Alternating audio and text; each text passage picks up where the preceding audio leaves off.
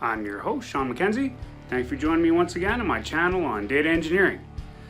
In this week's episode, we're going to our Java playlist, and we're going to talk about how to connect to Azure SQL and select data and use it in our app. And we're also going to take a look at how to do prepared statements like insert and delete and statements like that, and also return the automatically generated ID numbers on identity columns so that we can use those in our app as well. So without further ado, let's get to our Java on Azure SQL. Okay, so I'm using Eclipse here, and I've created a new project, and I've added a couple of packages to it. I've got one that I called connections and the other one called credentials. We won't look at the credential one. That's just where I'm going to get my username and password from so that you can't see it. But what I did was I created a new package off of the source there, and I called it CNNS, and then I just added a new class, and I called that one Azure SQL. And so that's where we're going to do our programming today. We're gonna create a class, and it's going to use our credentials, and it's going to go and first we're going to retrieve data from Azure SQL, and then we're going to we're also going to create a function or a routine that's going to insert data into our Azure SQL database. Now, important information in our, if I go to properties from the Java data there, right click properties, and I go into here and I look at the Java build path, I need to add the JDBC driver that I downloaded from Microsoft, and I need to add it to my external jars here. So what I did was I actually took the download from Microsoft. You need to get the one that is for the Java that you're using. So I'm using Java JRE16, and I downloaded the driver which corresponds to that from Microsoft, and then I basically unpacked it and I just took the jar and I put it in the lib folder of my project here. So just make sure that you drop this file into your lib folder. If you don't have a lib folder, you can create one and then just drop it in there, and then go ahead and you can choose that like we just did and add that to your project. Now that's going to give us some connectivity that we can use in order to connect to our Azure SQL database, but we can also connect to SQL Server in the same way with slightly different connection parameters. So what we're going to do is we're going to go up to our import section here. We're going to add. We could just say java.sql.star, but I think in this case I'll grab just a few of these, and I'm grabbing the driver manager and a couple others here, and these are really going to help with basically getting our sending our commands to Azure SQL, as well as receiving result sets, these are going to be critical for being able to get and use our data. And so I'll grab the statement as well, and then the SQL exception, and I'm going to grab my credentials there, just so that this might be something that you do as well. If you keep you get your credentials an alternate way, you just don't type them into the connection string and things like that. So we're going to use our credentials, and then we can start coding here. So the first thing I'm going to do is give some feedback to our user, just so that we can see what's going on there. And as the code progresses, it's nice to be able to see how the progress goes. And also we can also give some output when we get some exceptions. We'll do that as part of this as well. We're going to try to capture some SQL exceptions, and we'll put those in our try catch blocks. And So the first thing I'm going to do is I'm going to get my credentials from my credential package there, the credentials module, mycreds, and that's going to give me a username and password that I can use to connect when I'm connecting to the Azure SQL database.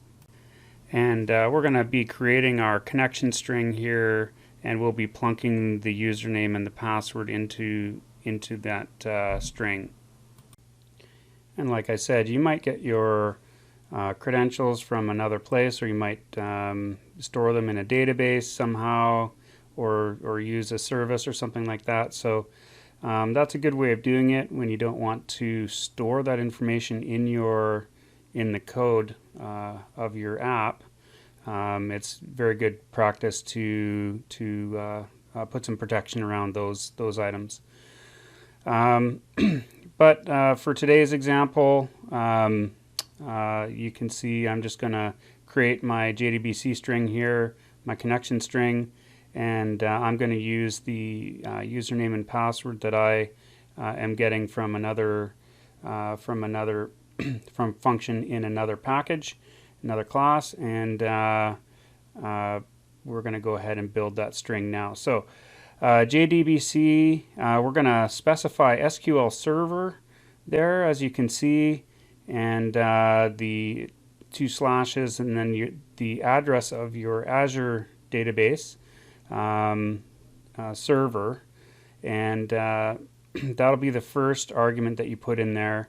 And the second argument will be your database name, and I have a database called CRUD on there with all kinds of weird and wonderful examples and things in there that is kind of fun. And we're going to use that database, and then the next argument you can put your username in. So I'm just concatenating the two here, and you can put your password in as well, and it will generate that on the fly and put that into the connection string. Make sure that you finish each of your lines with a semicolon, because that's the argument, or pardon me, the delimiter here. And we'll put encryption true since we're not on a local network or anything like that. We'll encrypt that connection to the database server, and in this case I'll say trust server certificate as false. You can work with certificates, and you can set that to true, and also we're going to put the login timeout here to 30 seconds, and that's going to sort of like give a timeout and kick us off if it waits too long. We don't want to sit there waiting forever. Now, as you can see, I've put our username and stuff like that inside of the main procedure, and what I'm going to do is we're going to use that information that we've collected there, but we're going to create a couple of subroutines here that can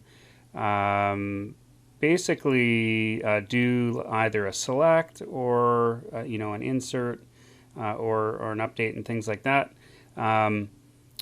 So what I'm going to do is I'm going to create two functions, and one's going to be select Azure SQL, and the other one will be execute Azure SQL. And the arguments for those are just going to be simple. We're going to pass in the username, the password, the SQL string, and our connection string, and then our method will go ahead and do all of the data stuff that we want it to do. In this case, for this particular method here, I'm going to do a select, and we're going to select from the database, and then we're going to display some data. So I'll put some feedback into the console. I'll just say getting or selecting data, and then we're going to use a couple of data, our java.sql libraries there, and we're going to basically return a result set. So we'll use the result set. We'll set it to null just to sort of initialize it, and then we're going to do a try catch block, and we're going to throw in our connection and our statement into the try so that they are disposed of the way that we want when everything's all said and done. And so we'll do our connection, CNN is equal to the driver manager.getConnection, and we'll throw in our connection string, and then our statement, we'll set that up with the SQL in it. So we're ready to execute that and return the result set into our result set variable, and we can do that through cnn.createStatement, and that's what we're going to use in our try catch block here, and then we'll do a bit of coding inside of the block.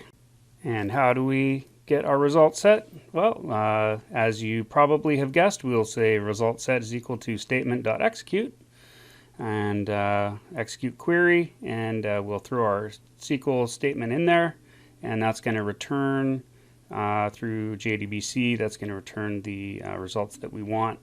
And then once we've got that, we can go ahead and iterate through it and display what we've gotten for our results. So we'll use a while loop here, and while ResultSet.next still has a next, we'll loop through, and we'll just output to the console what we found. So in this case, we'll use ResultSet.get string, and that's going to get a string representation of the value of the item that's in the column that we choose. So I'm going to say get 1, and we'll just put a comma in between for so that it looks nice in our output here, just to view. So I'll do ResultSet.getString 2 for the second column, and then I guess I'll grab the third one as well. That should do us for now. And then that can give us something that we can see that we've gotten our results out, and we can now take those if we wanted to and do something with them. So there we go. We can grab our result set, column 3, and as a string there, and that'll give us our output.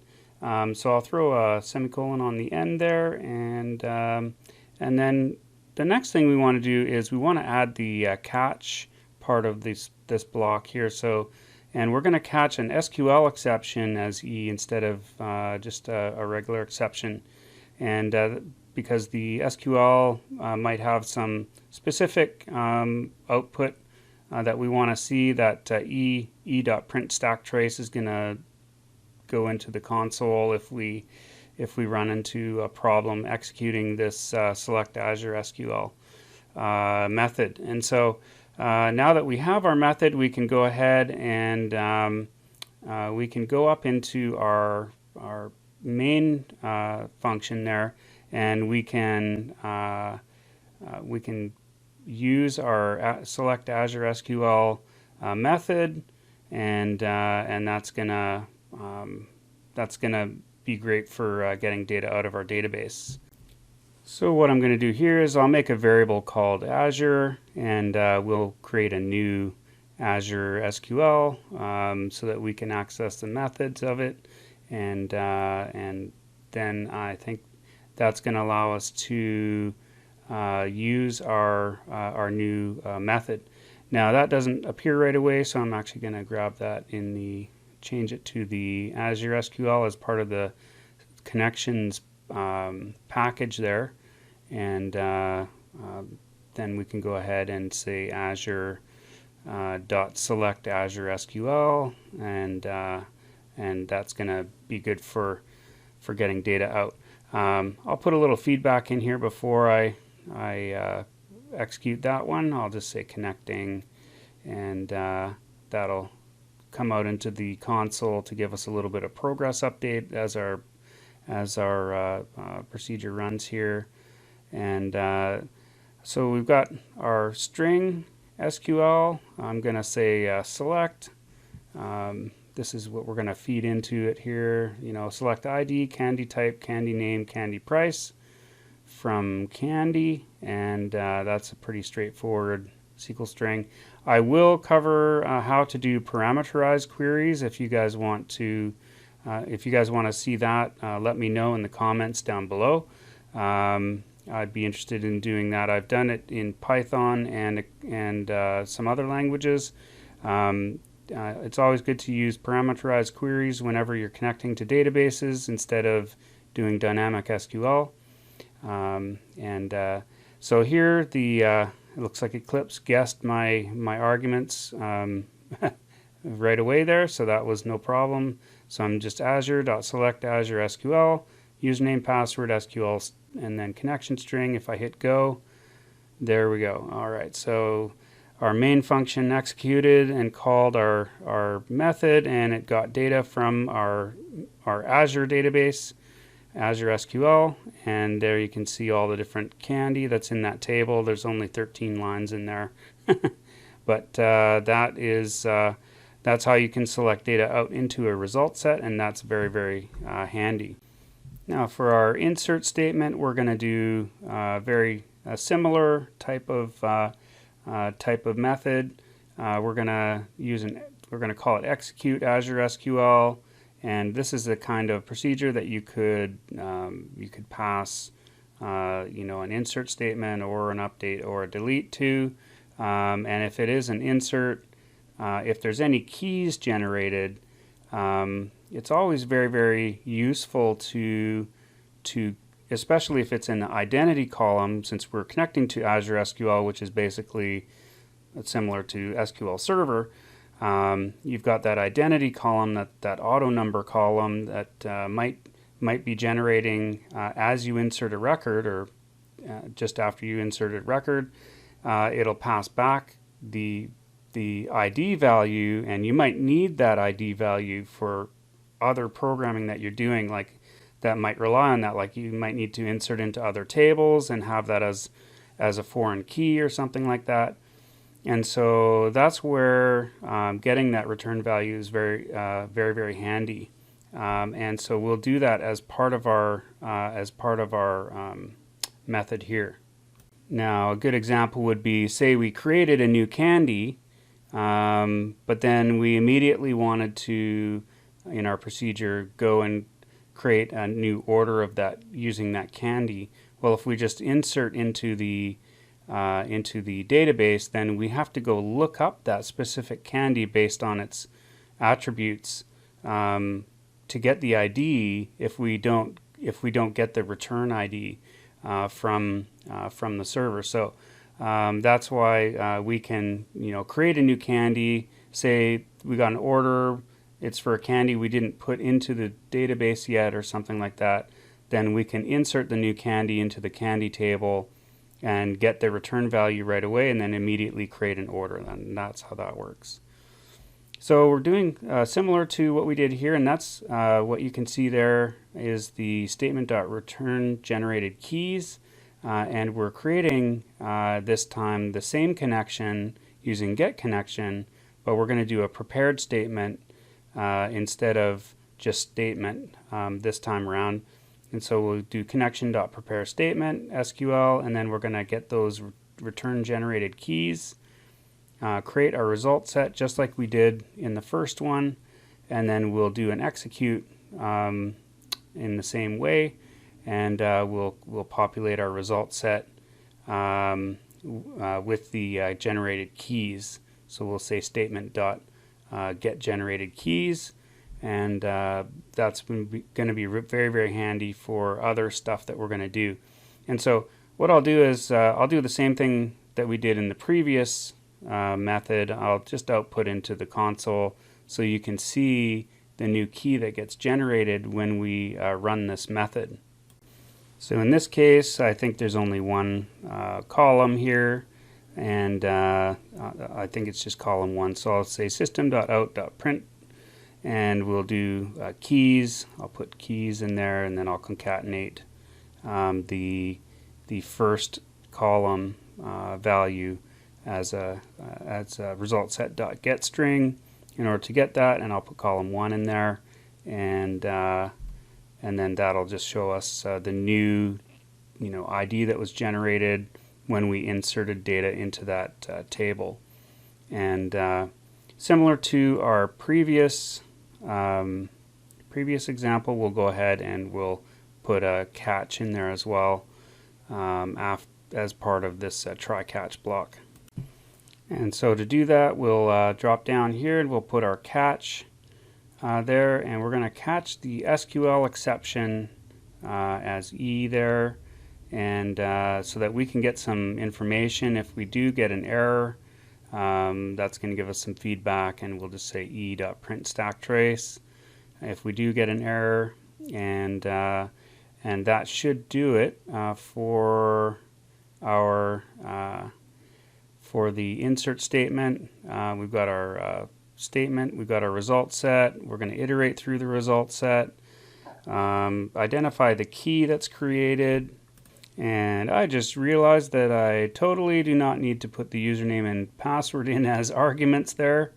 That is quite funny, actually. I've already put those into our connection string, so you can actually remove those two arguments if you're doing this, and just have SQL and connection string because we've already put those in. But what we'll do is, in order to execute this, we're going to do the same thing. We're going to reuse our SQL string variable, and we'll call it insert into candy type, candy name, candy price, and we'll put some values in there, and we'll just put in, we'll just hard code it here. I will be covering parameterized queries in a future video, and I think that'll be very handy. But for today, we're already over 20 minutes here, so I'll just put in chocolate as a candy type, white chocolate bars as the candy name, and we'll put in a price of I don't know, something outrageous for a candy bar. There we go, $23.10 for a candy bar. And I'll close off our statement here, the SQL that we're going to execute, and then we can simply just do the same thing that we did last time. We'll just do Azure.execute Azure SQL method, and it grabbed all of our arguments there, and it's as simple as that. So now we can run this all together, and we've got a selection and an insert statement happening, which is what we wanted to do. That was sort of what we wanted to demonstrate today. And now we can go ahead and we can just run that and see what we get. And so I'll hit run.